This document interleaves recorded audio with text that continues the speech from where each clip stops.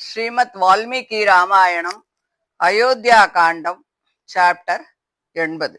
பரதன் ராமனை காட்டுலேருந்து அழைச்சிட்டு வந்து அவனுக்கு ராஜ்யத்தை கொடுத்துடணும். அதனால நான் போய் ராமனை அழைச்சின்னு வரப்போறேன், அதனால வர வழியெல்லாம் சரி பண்ணுங்கோ அப்படின்னு சொல்லி ராஜ சேவகர்களுக்கெல்லாம் சொன்னாங்கிறத நம்ம போன அத்தியாயத்துல பார்த்தோம். அதனால அந்த ஜனங்கள்லாம் ரொம்ப சந்தோஷப்பட்டு எல்லாருமா கிணறு வெட்டுறவாளும், வாய்க்கா வெட்டுறவாளும், சுரங்கம் வெட்டுறவாளும், தெப்பம், படகு, ஓடம் இவைகள்லாம் செய்யறவாளும், நிறைய கூலிக்காராலும், காவல்காராலும், கல் தச்சர்களும், நிறைய உத்தியோகஸ்தர்களும் எல்லாரும் மரங்களை எல்லாம் வெட்டுறவாளும், மேடு பள்ளங்களை ஒழுங்குபடுத்துறவாளும், குறவர்களும், காட்டு வழியில நன்னா பழகி போன ஜனங்களும் ஆகிய இவா எல்லாரும் ராமனை நம்ம பார்க்கலாம் அப்படிங்கிற சந்தோஷத்தால தங்களுடைய வேலைகள் எல்லாம் சீக்கிரம் செஞ்சு முடிக்கணும் அப்படின்னு முடிவு பண்ணி எல்லாரும் கங்கை கரைக்கு போறா. கிளைகளையும் செடி கொடிகளையும் மரங்களையும் வெட்டி எரிஞ்சு வழியெல்லாம் ஒழுங்குபடுத்துறா. மரங்கள்லாம் இல்லாத இடங்கள்ல எல்லாம் மரத்தை வைக்கிறா. ஏன்னா அந்த நிழல் வேணுமோ இல்லையோ, அதுக்காக மரங்கள் எல்லாம் வைக்கிறா. மரங்கள் எல்லாம் ரொம்ப வழியா அடைச்சுட்டு இருக்கிற இடத்துல எல்லாம் அந்த மரங்களை எல்லாம் வெட்டி தள்ளிடுறா. மேடு பள்ளங்களை எல்லாம் அழகா சமம் பண்றா. சிலர் பெரிய பள்ளங்களையும் பாழும் கிணறுகளையும் மண்ணை போட்டு நிரப்புறா.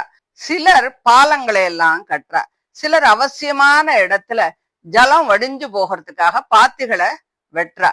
கொஞ்சமா ஜலம் இருக்கிற இடத்துல படிக்கட்டுகளை எல்லாம் கட்டி குளங்களை எல்லாம் ஏற்படுத்துறா. ஜலம் இல்லாத இடத்துல கிணறுகளையும் ஏரிகளையும் வெட்டி ஜலம் குடிக்கிறதுக்கு வழி பண்றா. பிறகு தரையில இளைப்பாடுறதுக்காக சில உட்காந்துக்கிற மேடைகள்லாம் இருக்கும் இல்லையா, அது மாதிரி மேடைகளை எல்லாம் கட்டுறா. அந்த சைன்யங்கள் போற வழியில புஷ்பங்களும் பழங்களாலும் நிறைந்த மரத்தை அலங்காரமா வைக்கிறா. பட்சிகள் அதுல உட்கார்ந்துண்டு பிரம்மானந்தமா சத்தம் போடுறது. தேவதைகள் போகின்ற வழியை போல அது பாக்கறவா கண்ண பறிச்சது. அவ்வளவு அழகா இருந்தது. ஒரு சுப முகூர்த்தத்துல பரதன் தங்கறதுக்காக கூடாரங்களை எல்லாம் அடிச்சு விசித்திரமா அலங்காரம் பண்ற.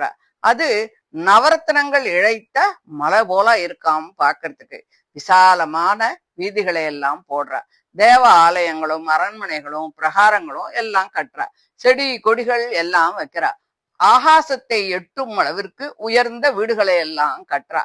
அது இந்திரனுடைய ராஜதானியான அமராவதியை போலவும் தேவகணங்கள் சஞ்சரிக்கும் அந்த விமான கூட்டங்களை போலவும் இருந்துதான் பாக்கிறதுக்கு.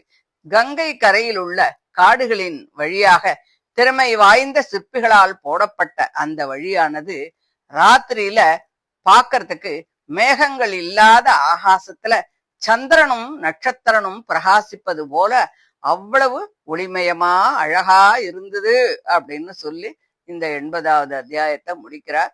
இதை தொடர்ந்து 81வது அத்தியாயத்தை அடுத்த ஆடியோல பார்க்கலாம். தேங்க்யூ.